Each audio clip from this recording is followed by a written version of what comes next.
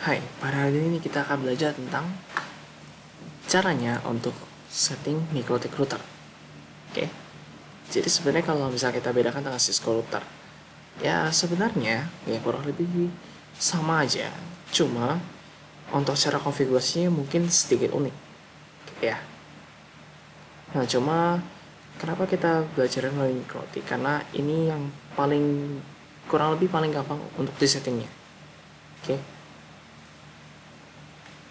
ini kita akan settingnya berdasarkan real case-nya seperti apa. Seperti itu ya. Nah, palingan paling akses URL ini dulu aja. Nah, cuma sebelum akses URL ini, pastikan kalian udah punya yang namanya VMware Player. Oke. Kenapa? Karena ketika kalian sudah mendapatkan hasil download dari URL ini, kalian akan butuh VMware untuk membuka yang namanya virtual machine. Oke. Jadi dalam sini adalah virtual machine. Nah, virtual machine itu cuma bisa dijalankan oleh VMware Player. Gitu. Nah, misalnya kalau misalkan kalian mau cari nih.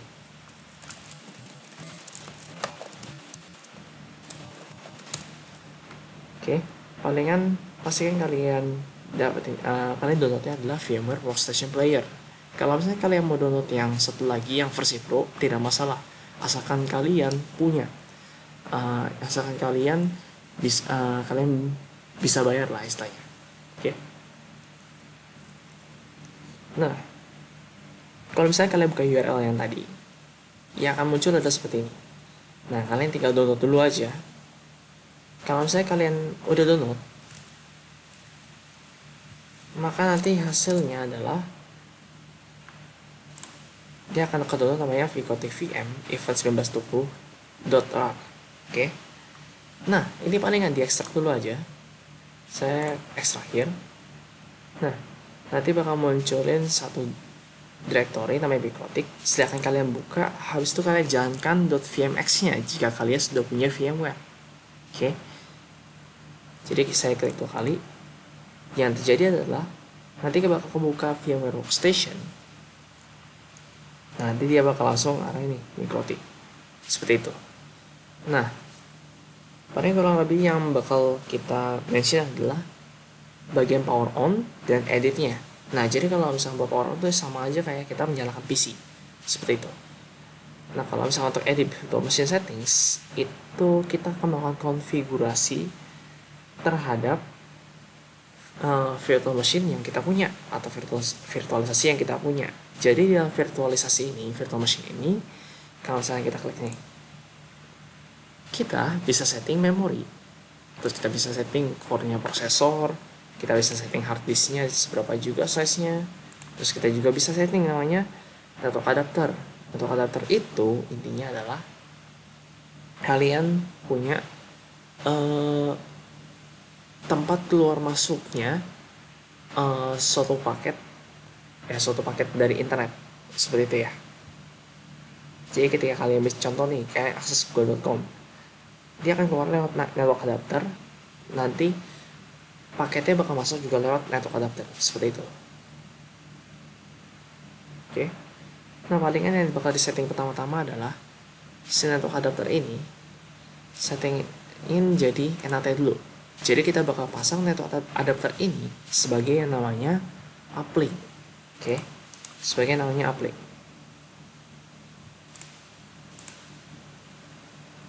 Nah, untuk network adapter 2, palingan kalian bikin LAN segment aja. Kalian tinggal klik LAN segment. Habis itu yang bakal kalian lakukan adalah kalian klik LAN segments. Nah, LAN segment ini tujuannya buat apa? Jadi kita akan membuat LAN tersendiri untuk network adapter tersebut, gitu ya. Jadi kita seperti mengemulasikan atau kita mensimulasikan adanya jaringan LAN di network adapter tersebut. Palingan ini kalau misalkan belum ada apa-apa di sini, kalian tinggal add dengan caranya kalian tinggal klik add, habis itu kalian tinggal namain. Contoh LAN segmen 2. Contohnya seperti ini ya. Kalau misalkan kalian mau namain LAN segmen 2, oke? Cuma untuk sementara saya remove dulu aja karena saya udah punya, yaitu LAN 1. Oke. Sebenarnya tidak masalah kalau misalkan kalian pakai LAN 2, LAN 3 atau LAN apapun namanya, itu tidak masalah. Asalkan network adapter 2 dan network adapter 3 nanti dia punya LAN segmennya berbeda. Seperti itu ya. Jadi per masing-masing network adapternya berbeda-beda untuk kita bisa mensimulasikan kondisi router sebenarnya. Seperti itu ya. Palingan ini saya bikin LAN 1 aja. Oke. Untuk network adapter 2 LAN 1. Oke. Jadi caranya adalah kalian tinggal klik dulu ke combo box-nya, combo box dari si LAN segmen, kalian tinggal pilih LAN 1. Gitu. Nah, untuk network adapter 3 kita pasangin LAN 2. Misalkan seperti itu ya. Terus palingan kalau untuk adapter 4 sekalian deh kita pasang LAN 3. Nah, paling untuk network adapter 5 kita ignore dulu aja. Habis itu yang kalau misalkan sudah, kita tinggal klik OK. Habis itu yang kita lakukan adalah kita tinggal nyalakan power on virtual machine-nya. Nah, kalau misalnya ditanya seperti ini, kalian tinggal klik aja I copy it.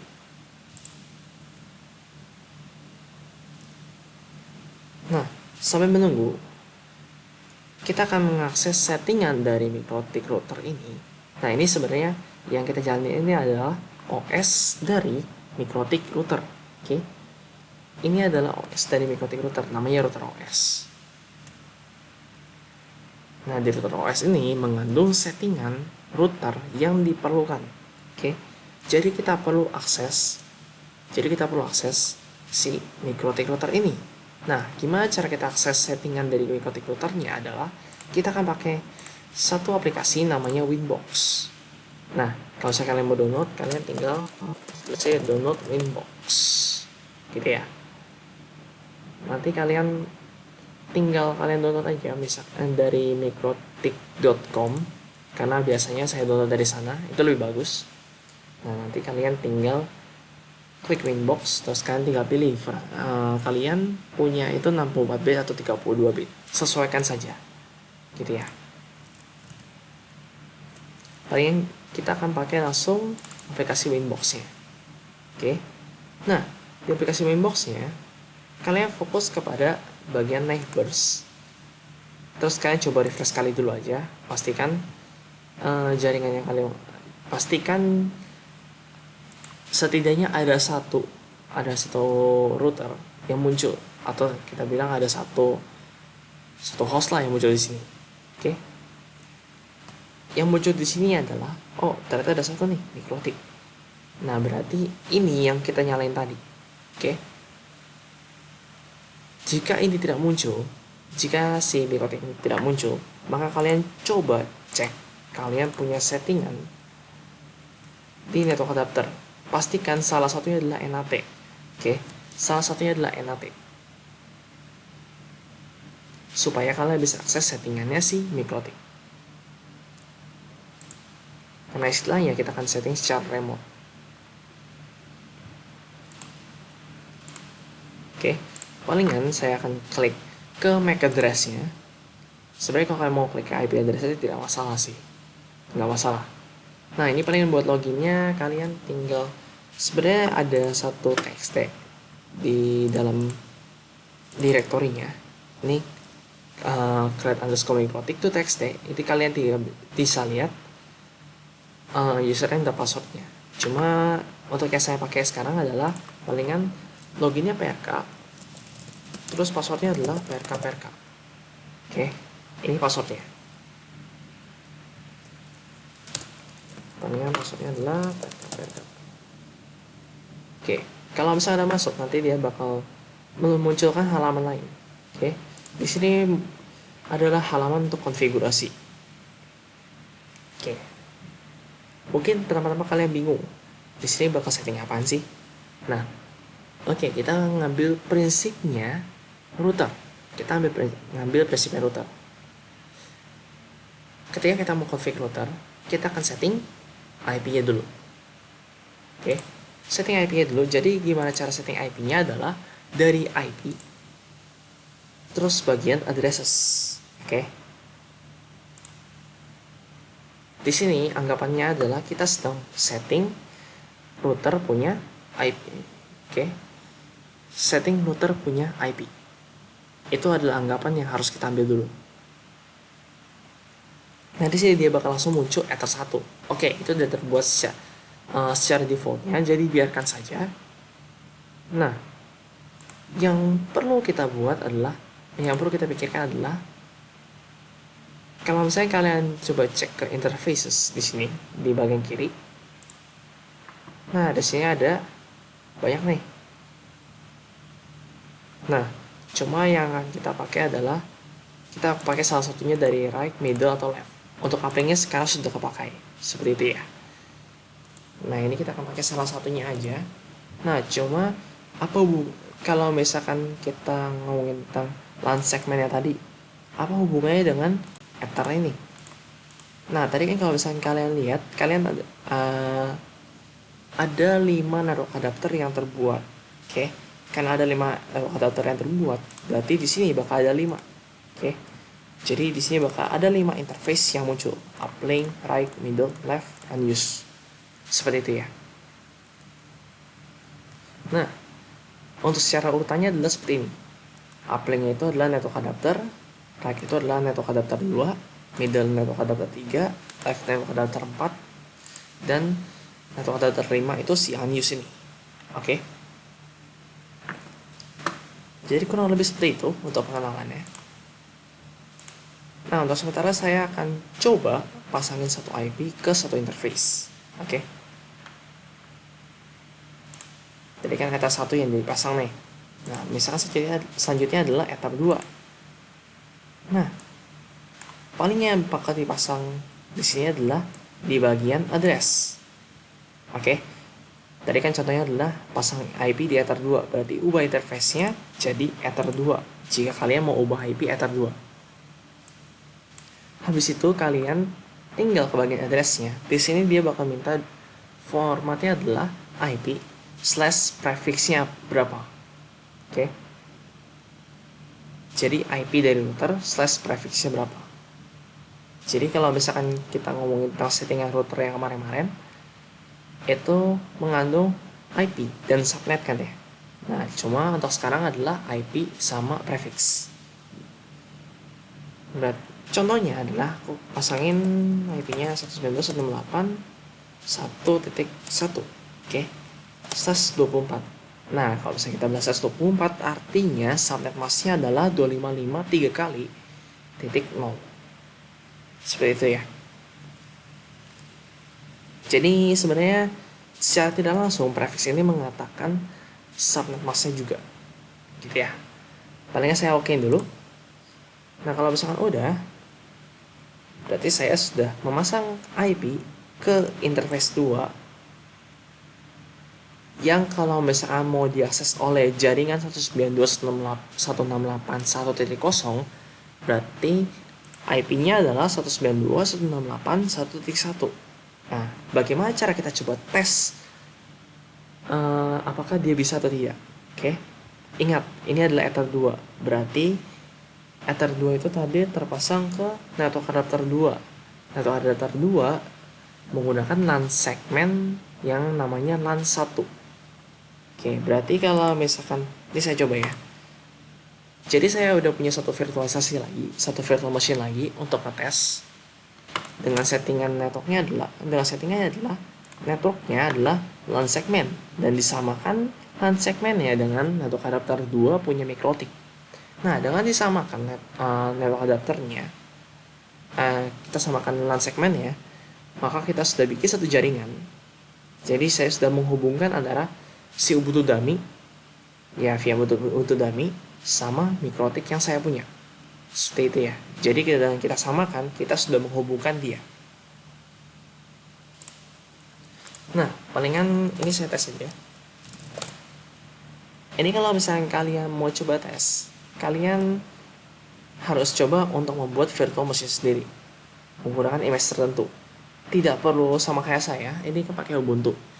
Kalau misalnya kalian mau bikin virtualisasi Windows, itu juga tidak masalah. Jadi kalian bikin virtual machine berupa Windows, itu juga tidak masalah.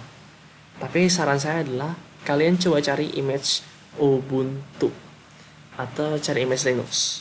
Tujuannya apa? Kalau misalnya kalian tidak mau image yang cukup makan storage, virtual machine yang cukup memakan banyak, kita bilang storage HDD, maka saran saya adalah menggunakan Linux karena dia lebih hemat di memakainya. Oke? Palingnya saya lakukan di sini adalah saya akan lakukan konfigurasi IP. Oke? Jadi saya akan lakukan konfigurasi IP.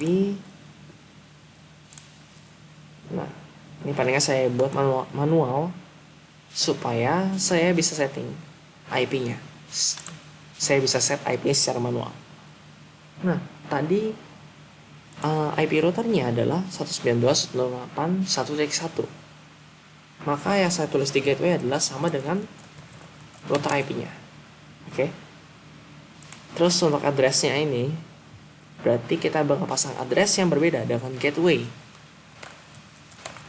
tapi mengikuti aturan prefix. Jika kalau misalnya kita lihat aturan prefixnya adalah /24, artinya 3 angka depannya pasti sama.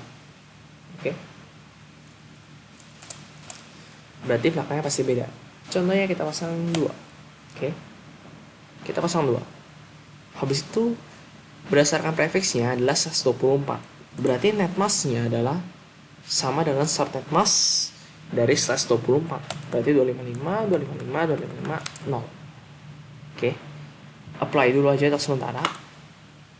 Saya bakal apply untuk sementara. Habis itu saya bakal nyalain dulu.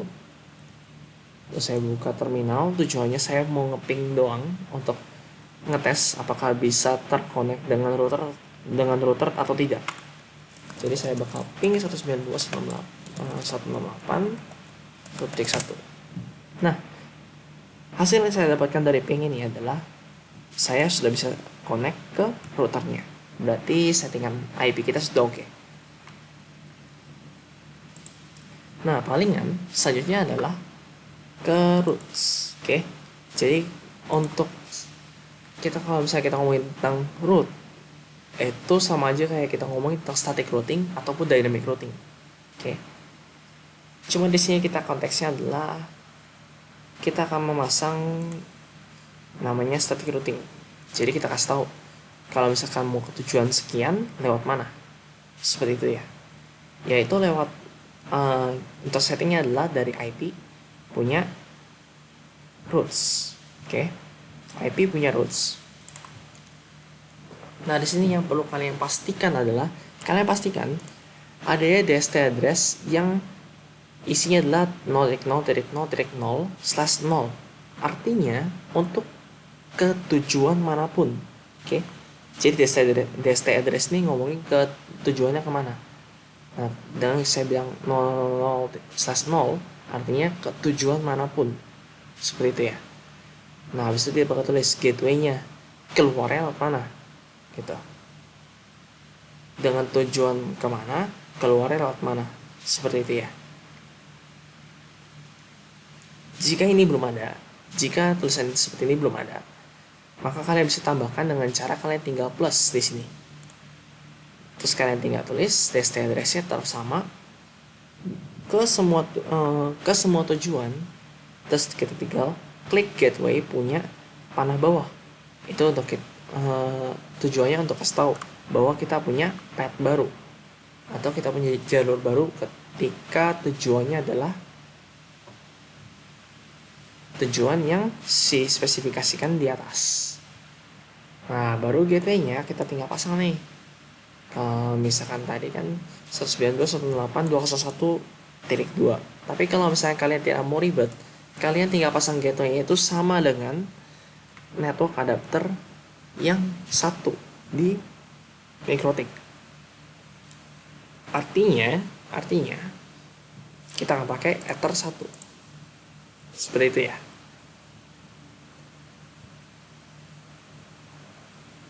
Oke, terus sebentar di cancel dulu aja karena sudah ada settingan ya. Nah, habis itu yang bakal dilakukan adalah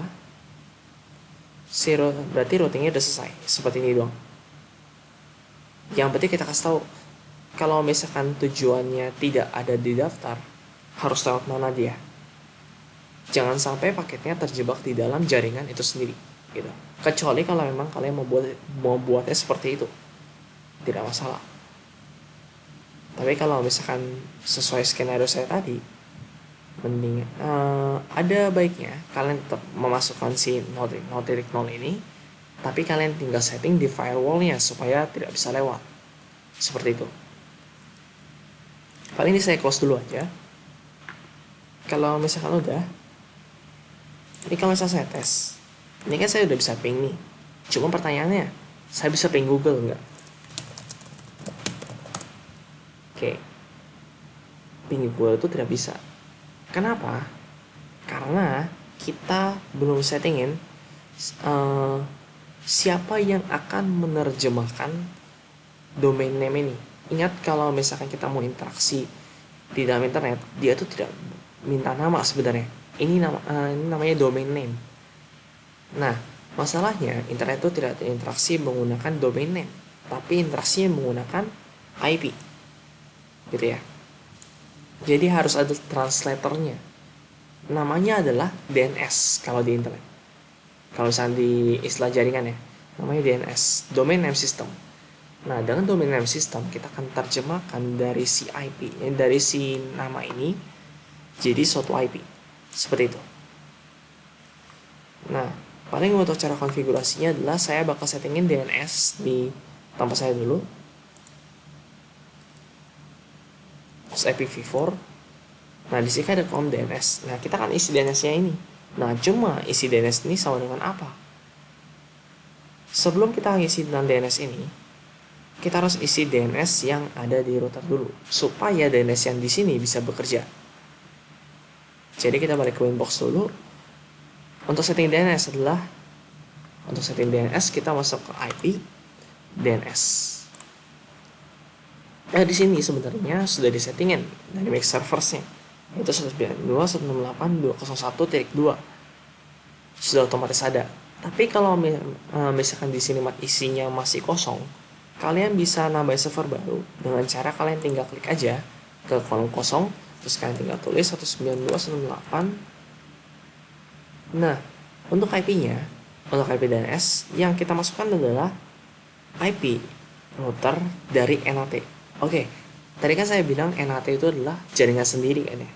Nah, kalau misalnya dia bawa jaringan sendiri, of course dia pasti punya router.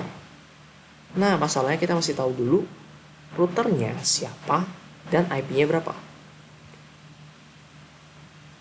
Logisnya adalah routernya itu dia punya IP-nya sendiri. Router NAT itu dia punya IP sendiri dan biasanya diakhiri dengan 2. Nah, terus mendapatkan 192.168.1.201 itu dari mana sebenarnya? Didapatkan dari, kalau misalkan kalian buka CMD di Windows kalian, terus kalian tinggal ipconfig. Nah, kalian akan menemukan IP-nya. Kalian harus cari namanya VMnet 8. Karena VMnet 8 itu yang membahas tentang NAT biasanya. Kalau misalkan nggak seperti itu, coba kalian cek konfigurasi kalian lagi. Nah, kalau misalnya dilihat, ini adalah IP-nya. Nah, dengan subnetnya adalah sekian. Subnetnya adalah 255 kali take 0. Berarti 3 depannya sama. Karena 3 depannya sama, kita samain 3 depannya. Oke. Habis itu, satu ini adalah menyatakan, kita bilang kayak routernya juga dari si NAT. Tapi ini adalah router pusatnya, router core-nya. Tapi supaya bisa akses si router core-nya ini harus melewati si IP yang kedua, yang si second usable IP tadi. Oke. Berarti yang belakangnya 2. Seperti itu ya. Ini adalah sistem NAT yang bekerja di VMware. Kalau misalkan untuk sistem NAT yang untuk yang lain, sesuaikan dengan konfigurasi yang lain saja. Oke. Terus sementara saya tutup dulu aja ini. Nah, terus ada satu lagi nih yang baru kita bahas, yaitu allow remote request. Allow remote request itu intinya adalah Kalau misalnya kita pasangin DNS di sini, kita pasanginnya normalnya adalah kita sesuaikan dengan DNS yang disetting, yaitu si 192.168.2.1.2. Oke.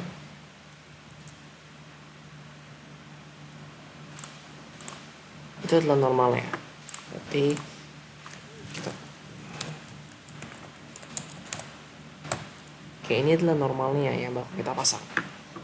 Nah, tapi dengan kita centang allow remote request, yang kita bisa lakukan adalah, ini paling saya oke dulu, ini saya apply dulu. Yang kita bisa lakukan adalah DNS-nya tidak perlu seperti ini, tapi DNS-nya sesuaikan dengan gateway. Dengan saya sesuaikan DNS dengan gateway, maka fungsinya bakal sama aja. Kenapa?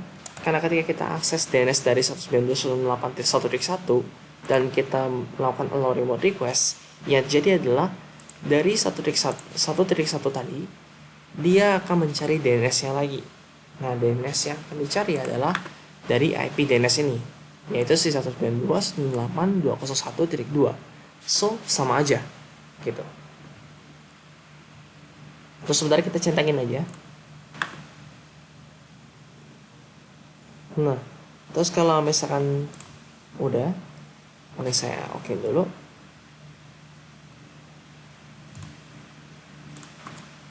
Terus kalau misalnya saya ping google.com, harusnya masih belum bisa, karena saya perlu reset dulu. Terus saya bakal coba lagi. Oke, dengan kita settingin DNS tadi, kalau misalnya sudah benar, dia harusnya sudah dapat IP-nya. Oke, dia bakal sudah dapat IP-nya. Nah, cuma in case kalau misalkan IP-nya belum dapat, berarti yang perlu kita pikirkan adalah, pertama, apakah si komputer yang saya punya ini sudah punya akses ke tujuan DNS atau belum, atau ada limitasi jaringan lagi, atau kita bisa lihat settingannya dari apakah addressnya sudah ada atau belum, seperti itu ya. Atau kita bilang apakah sudah terhubung atau belum, atau mungkin saja adanya firewall, seperti itu. Nah, untuk settingan dari VMware punya NAT, ribetnya adalah ketika dia mau akses, ketika kita mau request ke internet luar, kita harus menggunakan satu jaringan yang sama dengan NAT. Sementara yang tadi kita punya IP-nya kan adalah 1.1. Terus yang tadi kan saya settingnya adalah 1.2. Otomatis tidak bisa dong. Karena dia si NAT itu maunya ketika akses 201 silakan kasih akses internet, sisanya tidak boleh. Nah, sekarang untuk handle seperti itu gimana? Ada satu konsep lagi. Ketika kita kirim paket, kita bisa rubah IP asalnya. Oke? Kita bisa rubah IP asalnya dari mana? Yaitu kita pakai prinsip namanya Network Address Translation atau NAT. Jadi NAT itu intinya adalah kita ubah IP yang kita punya. Jadi kalau IP yang saya punya di komputer tadi adalah 1.2. Oke? Nih, si 1.2 IP yang saya punya sekarang tadi. Nah, IP ini ketika dia masuk ke Ether 1 nanti, dia bisa berubah IP-nya. Nah, dengan berubah IP-nya, si Ether 1 ini akan mengasih akses, dia akan kasih akses ke router utamanya tadi dari VMnet 8, yaitu si 1, dimana si yang belakangnya 1, dia punya role-nya dari jaringan dia sendiri yang bisa akses ke internet luar, sehingga bakal dikasih aksesnya seperti itu. Nah, jadi kita mesti handle NAT-nya. Caranya adalah kalian tinggal masuk IP, punya firewall. Jadi ya NAT ini ada di ranah firewall, ya. Nah, untuk di bagian firewall ini, biasanya saya akan bahas tentang filter rules, tapi sekarang tidak dulu. Nah, filter rules ini biasanya kalian gunakan untuk kalian reject paket, kalian bakal accept paket. Istilahnya kayak di Cisco punya access list. Seperti itu. Paling kita konsen ke NAT aja. Habis itu saya bakal, ini kan masih kosong. Saya bakal tambah 1 plus dulu. Saya akan tambah 1 lagi. Nah, di sini yang saya bakal kasih tahu adalah, ingat tadi ketika kita baca di roots, kita lihat nih, di roots itu dia bilang ke tujuan manapun redirect ke Ether 1. Artinya kemanapun tujuannya, jika tidak ditemukan di jaringan dia sendiri, maka bakal redirect ke Ether 1, mau gimana pun caranya. Artinya kalau misalnya kita fokus ke Ether 2 atau Ether 3 atau Ether 4, itu percuma. Karena semuanya bakal redirect ke Ether 1 jika tidak ditemukan. Berarti yang masih kita lakukan adalah, ketika kita masuk ke Ether 1 nanti, kita ubah IP-nya supaya sama dengan IP dari NAT. IP dari si sistem NAT-nya, yaitu kita tinggal setting adalah out interface-nya adalah Ether 1, karena kita mau IP manapun keluarnya Ether 1 kan ya. Ya udah, kita setting out interface-nya adalah Ether 1 saja. Habis itu dari action, karena kita mau ubah IP-nya, tadi kan kalau misalnya kita lihat pertama di general, C-nya adalah SRC NAT. Nah, di sini ada dua jenis, SRC NAT dan DST NAT.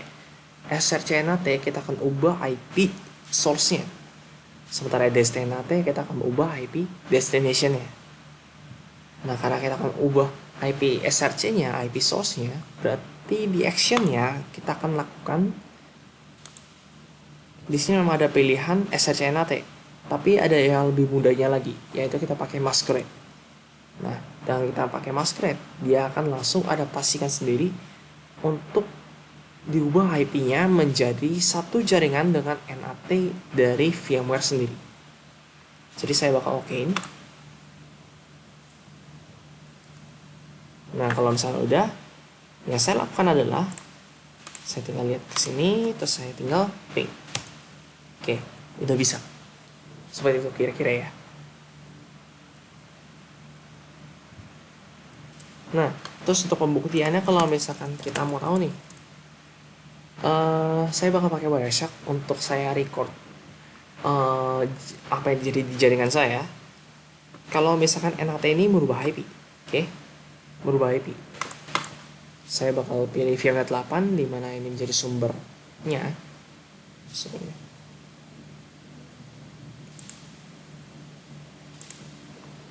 Nah, terus saya bakal coba ping.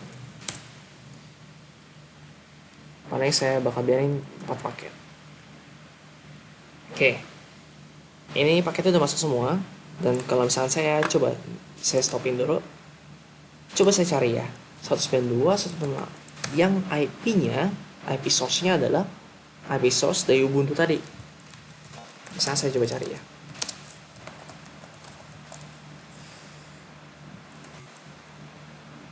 ada 1.2 kalau nggak salah. Nah, tidak ada.